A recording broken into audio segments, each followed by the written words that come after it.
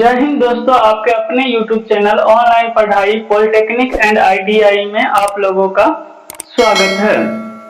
आज जो है मापन और मात्रा के पार्ट थर्ड करने वाले हैं।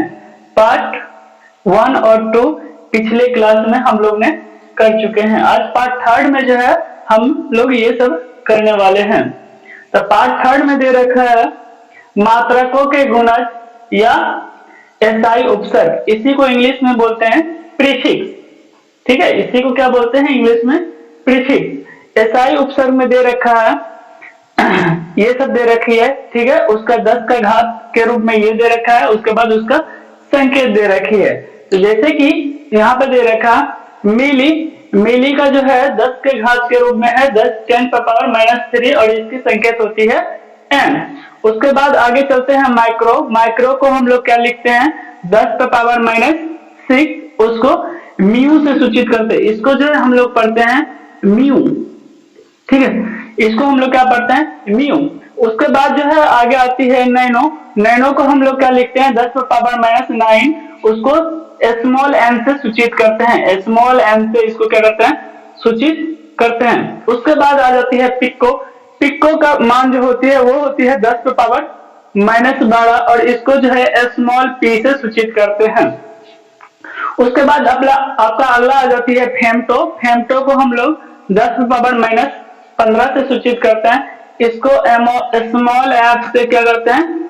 संकेत, मतलब इसका संकेत जो होती है स्मॉल एफ होती है।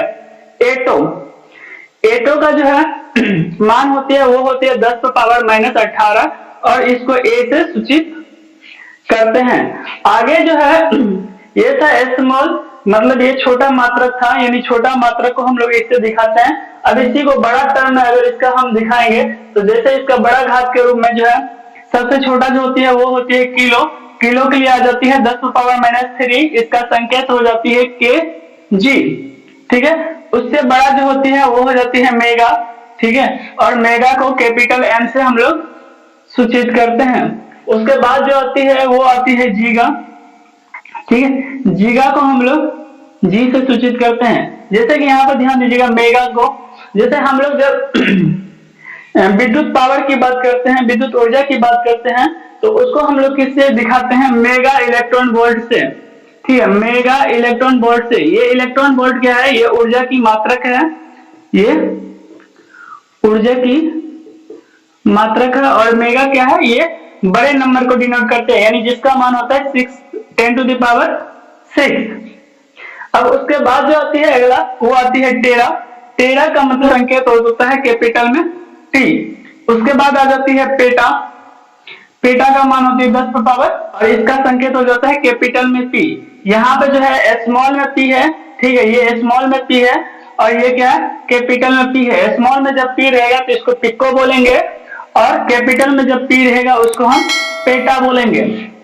अब आगे जो आ जाती है वो आती है एक्सा। एक्सा का मान होती है 10⁻18 और इसका संकेत हो जाती है टी। अब इतना चीज तो पढ़ लिए हैं। अब सबसे बड़ी बात यह है कि इससे क्वेश्चन किस तरह से आएगी। ठीक है, अगर हम लोग इसको याद कर ले तो इससे क्वेश्चन किस तरह से पूछी जाती है। इस तरह से इससे जो है क्वेश्चन इस प्रकार से पूछी जाएगी, जैसे बोल देगा कि 1 मेगा बराबर 1 मेगा बराबर क्या होती है। ठीक है, 1 मेगा बराबर क्या होती है। आपके पास ऑप्शन दे रखेगा, ऑप्शन ए 10⁻6, ऑप्शन बी दे रखा है 10⁻9 और सी ऑप्शन दे रखा है 10⁻6 और डी ऑप्शन दे रखेगा 10⁻3। तो इसमें से आपको राइट ऑप्शन चूज करना है। वो हो जाएगी 1 मेगा बराबर जो होगा वो हो जाएगी, यहाँ से आप देख सकते हैं 1 मेगा बराबर 10⁻6। तो यहाँ पर तो 1 मेगा बराबर हो जाएगी 10⁻6। उसी तरह से एक जो फेमस इसी का उपसर्ग है वो होती है 1 एंगस्ट्रॉम। 1 एंगस्ट्रॉम, ठीक है, ये अलग से लिखा देते हैं नोट में। 1 एंगस्ट्रॉम बराबर होती है 10⁻10 मीटर। 10⁻10 मीटर ये अक्सर पूछी जाती है। ठीक है, ये अक्सर पूछी जाती है कि 1 एंगस्ट्रॉम बराबर कितनी होती है। आपसे इस तरह से क्वेश्चन बना के पूछ देगी कि एक एंगस्ट्रॉम बराबर क्या होती है, तो यहां पर दे देगी आपको ऑप्शन ए में 10⁻⁻10 सेंटीमीटर, 10⁻, बी नंबर में ऑप्शन दे देगी 10⁻⁻10 मीटर, सी में दे देगी 10⁻10 किलोमीटर, और डी नंबर में ऑप्शन दे देगी आपसे 10⁻10 मीटर। तो आपको इसमें से राइट ऑप्शन चूज करना है, वो आपका राइट ऑप्शन क्या हो जाएगा, यहाँ देखिए एक एंगस्ट्रॉम बराबर होती है, इसको एंगस्ट्रॉम पढ़ना है, ठीक है, एक एंगस्ट्रॉम बराबर होती है 10⁻⁻10 मीटर। तो ये आपका जो ऑप्शन राइट ऑप्शन हो जाएगी वो नंबर हो जाएगी बी। अगला जो टॉपिक आती है वो क्या है, अगला टॉपिक है विमाएं, जिसको इंग्लिश में आप लोग क्या करते हैं, डायमेंशन कहते हैं।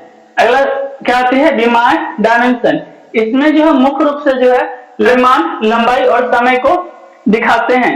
जैसे कोई भी व्युत्पन्न मात्रक दे रखे हैं, जैसे ये सब व्युत्पन्न मात्रक दे रखा है, उसको घात के रूप में हम लोग को क्या करना है, डिनोट करना है, उसको क्या करना है, घात के रूप में डिनोट करना है। तो उसी को हम लोग क्या बोलते हैं, विमाएं बोलते हैं। तो विमाएं में मुख्य रूप से जो है हम लोग क्या करते हैं, द्रव्यमान, लंबाई और समय के टर्म में जो है हम लोग को हम क्या करते हैं, व्युत्पन्न मात्रक को लिखते हैं। जैसे कि यहाँ पर दे रखी है, द्रव्यमान के लिए दे रखी है क्या, m, और लंबाई के लिए क्या यूज करना है, l, और समय के लिए क्या यूज करना है, t, ठीक है। और सबसे पहले जो है विमाएं लिखने के लिए, यानी विमाएं सूत्र लिखने के लिए हम लोग को क्या चाहिए, प्रत्येक चीज का जो है सूत्र पता होना चाहिए, यानी उसका जो है मात्रक पता होना चाहिए। जैसे कि यहाँ पे क्षेत्रफल है, तो क्षेत्रफल को हम लोग किस चीज में मापते हैं, ठीक है, अगर हम लोग क्षेत्रफल यहाँ लेते हैं, ठीक है, क्षेत्रफल को हम लोग किस में नापते हैं, मीटर स्क्वायर में, यानी इसका मात्रक क्या होता है, मीटर स्क्वायर। तो मीटर को किस चीज में नापते हैं, मीटर के लिए क्या यूज आती है, लंबाई को, लंबाई के लिए क्या यूज करना है, एल, ठीक है। यहाँ से हम लोग क्या लिख सकते हैं, एल, और यहाँ पे स्क्वायर है तो ये क्या हो जाएगा, एल का स्क्वायर। इसी को अगर हम लोग अगर लिखे तो इसको हम लिख सकते हैं m पर पावर 0, l पर पावर स्क्वायर और t पर पावर 0। किसी भी चीज पर पावर 0 इसका मान क्या हो जाती है, 1। किसी भी चीज पर पावर 0 इसका मान क्या हो जाता है, 1। तो एल स्क्वायर को हम लोग सिंपली ये भी लिख सकते हैं और ये भी लिख सकते हैं, यानी क्षेत्रफल बराबर क्या हो जाएगा, एल स्क्वायर। एल स्क्वायर का ही क्या लिख सकते हैं, ये, यानी क्षेत्रफल का जो विमीय सूत्र होगा, ये विमाएं सूत्र जो होगा वो हो जाएगा m पर पावर 0, l पर पावर 2, t पर पावर 0। अब अगला जो आती है इसको नोट डाउन कर लीजिए, x पर पावर 1। अगला जो आती है वो आती है आयतन।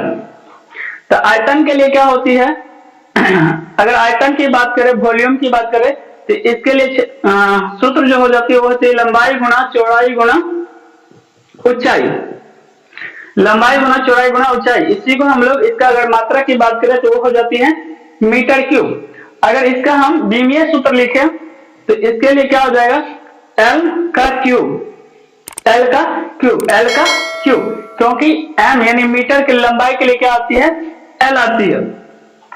उसके बाद क्या करना है, इसी को अगर हम लोग इस फॉर्म में लिखें तो ये क्या हो जाती है, m पर पावर 0, l पर पावर 3, t पर पावर 0, m पर पावर 0, l पर पावर 3, t पर पावर 0। तो यानी आयतन के लिए क्या हो जाएगा मेरा, m पर पावर 0, l पर पावर 3, t पर पावर 0। अब उसी तरह अगर हम लोग वेग की बात करें, ठीक है, यानी वेलोसिटी की बात करें या चाल की बात करें, वेग या चाल की बात करें, ठीक है, वेग का इंग्लिश होता है वेलोसिटी और चाल का इंग्लिश होती है स्पीड, ठीक है। जब हम लोग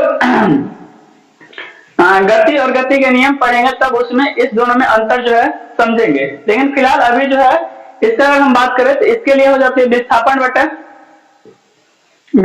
बटे समय, ठीक है, इसका हो जाती है दूरी बटे समय, ठीक है। अगर दोनों की मात्रा की बात करें तो होती है मीटर पर सेकेंड, मीटर पर सेकेंड।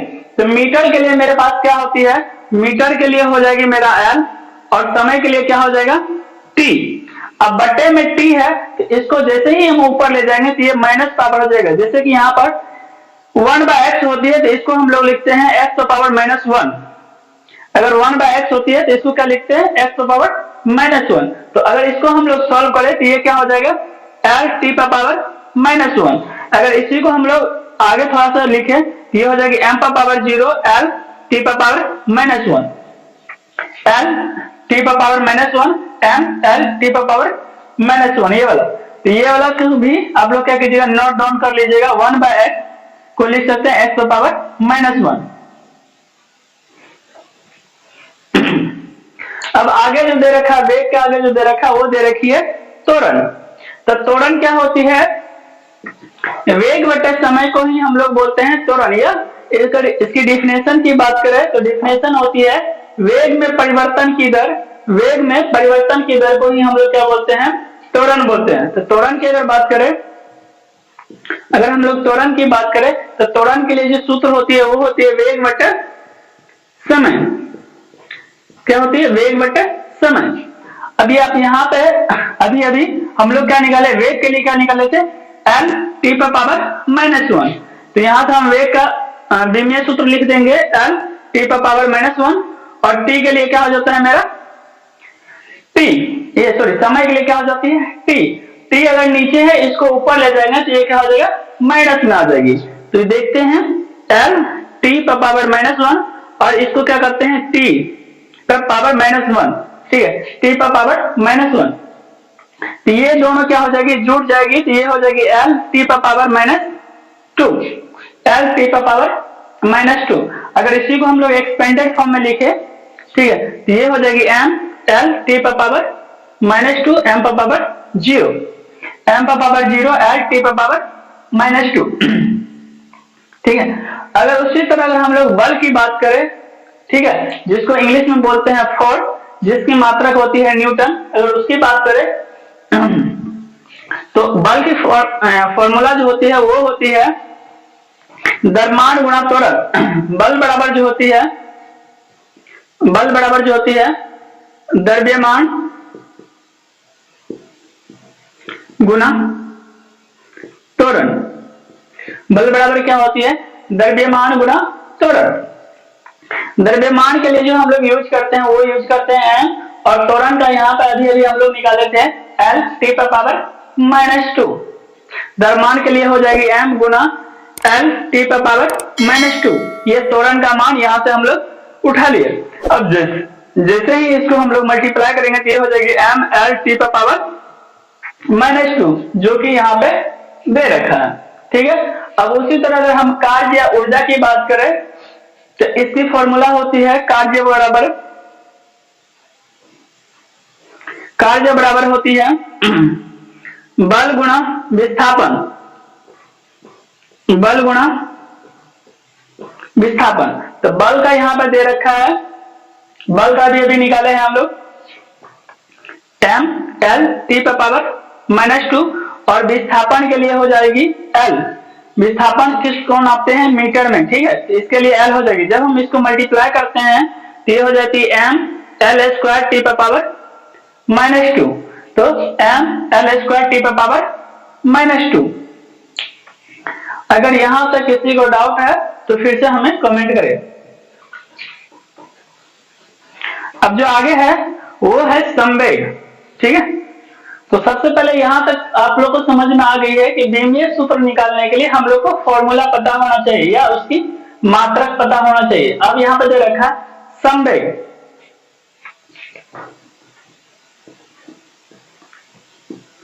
संवेग। तो संवेग का जो होती है सूत्र वो होती है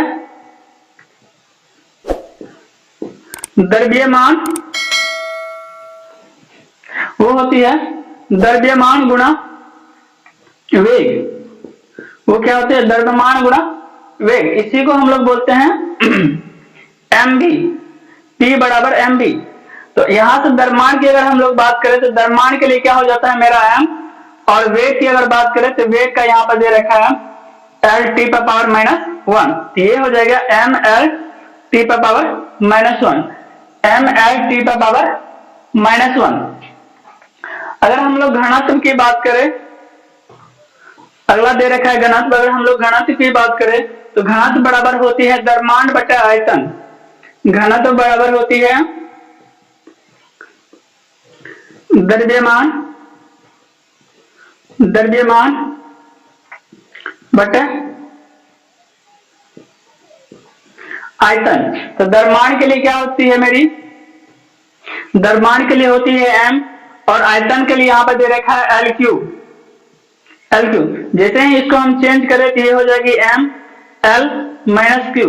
अगर इसको हम t के पूरे फॉर्म में लिखे, mLT के फॉर्म में लिखे तो ये हो जाएगी m L power minus 3 t पर power 0, m L power minus 3 t पर पावर 0। अब आगे दे रखी है दाब। आगे क्या दे रखी है, दाब। अगर हम लोग दाब की बात करें, तो दाब में दे रखी है क्या, दाब बराबर होती है बल बटे क्षेत्रफल। अगर दाब की हम डिफिनेशन की बात करें तो इकाई क्षेत्रफल पर लगे बल को हम लोग दाब बोलते हैं। इकाई क्षेत्रफल लगे बल को ही हम लोग दाब करते हैं। अगर हम लोग इसके बीमीय सूत्र की बात करें, यानी दाब के बीमीय सूत्र की बात करें, तो दाब का यहाँ बल का दे रखा है क्या, mLT पर पावर माइनस 2, mLT पर पावर माइनस 2। और क्षेत्रफल की बात करें तो यहाँ पे क्या दे रखा है, L स्क्वायर। अगर हम लोग इसको काटे तो ये L खत्म और यहाँ से एक L खत्म, तो ये हो जाएगी mL पर पावर माइनस 1 t पर पावर माइनस 2। ये L पर पावर जो माइनस 1 आया है ये नीचे से ऊपर गया है, ठीक है, ये नीचे से ऊपर गया है, तो ये हो जाएगा mL पर पावर माइनस 1 t पर पावर माइनस 2, mL पर पावर माइनस 1 t पर पावर माइनस 2। अब लास्ट दे रखी है शक्ति। शक्ति क्या होती है, शक्ति होती है कार्य करने की दर। शक्ति होती है कार्य करने की दर, यानी कार्य बटे समय होती है, कार्य बटे समय होती है। कार्य का यहाँ पर दे रखा है mL स्क्वायर t पर पावर माइनस 2, और समय के लिए क्या हो जाएगा मेरा t जैसे ही ऊपर जाएगी ये हो जाएगी mL स्क्वायर t पर पावर माइनस 3। तो शक्ति के लिए ये हो गई। तो आपको यहाँ पर एक चीज पता चल गई है कि बीमीय सूत्र निकालने के लिए सबसे पहले आपको फॉर्मूला पता होना चाहिए। अब ये चीज देख लिए, लेकिन अब बात आती है कि बीमीय सूत्र से क्वेश्चन कैसे आएगी। ठीक है, बीमीय सूत्र से पॉलिटेक्निक या ITI में सवाल कैसे पूछी जाती है। तो आपको इस तरह से दे रखेगा कि क्वेश्चन इस तरह से दे रखेगा कि त्वरण की बीमीय सूत्र है, ठीक है, त्वरण की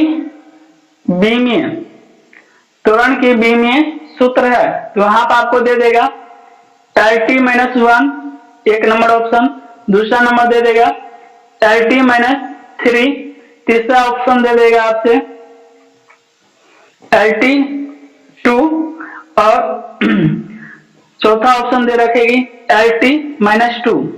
तो इस तरह से आपको ऑप्शन दे रखेगी और आपको सही ऑप्शन चूज करके लगानी है, ठीक है। उसी तरह से इसमें डिफरेंट तरह की आपको लेके, क्योंकि पॉलिटेक्निक और ITI में जो है ऑब्जेक्टिव टाइप की सवाल पूछी जाती है, तो इसीलिए इसमें से डिफरेंट टाइप के जो है आपको बीमीय सूत्र पूछ सकती है, ठीक है।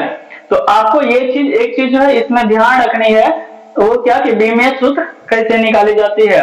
और मुख्य रूप से जो है आप जितना हम दिखा दिए हैं ये चीज, इसको अगर आप याद कर लेते हैं तब पर भी आपका एक भी सवाल नहीं छूटेगी। हम इस वीडियो में यानी इस पार्ट में यहीं तक, इसके बाद जो है हमको इजाजत दे दीजिए। अब नेक्स्ट वीडियो में आपसे हम मुलाकात करते हैं, तब तक के लिए धन्यवाद, टेक केयर।